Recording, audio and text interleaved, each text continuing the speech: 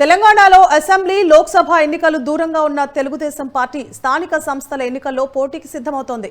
రాష్ట్రంలో పార్టీని బలోపేతంపై దృష్టి సారించిన పార్టీ అధినేత నారా చంద్రబాబు నాయుడు స్థానిక సంస్థల ఎన్నికల్లో పోటీకి సిద్ధంగా ఉండాలని పార్టీ నేతలకు పిలుపునిచ్చారు. ఈసారి ఎన్నికల్లో యువతను ప్రోత్సహిస్తామని అన్నారు. త్వరలోనే తెలంగాణకు పార్టీ అధ్యక్షుడిని నియమిస్తామని తెలిపారు.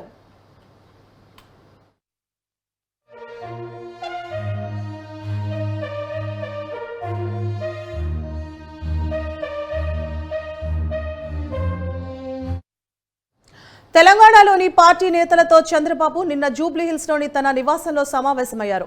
అసెంబ్లీ లోక్సభ ఎన్నికల్లో పోటీ నుంచి పార్టీ దూరంగా ఎందుకు ఉందో అందుకు దారితీసిన పరిస్థితులు ఏవో వారికి వివరించారు.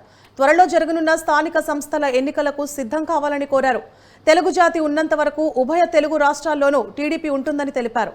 ఏపీలో పరిణామాల కారణంగా తెలంగాణపై దృష్టి కేంద్రీకరించలేకపోయానని, ఇకపై సమయం కేటాయిస్తానని చంద్రబాబు వారికి తెలిపారు.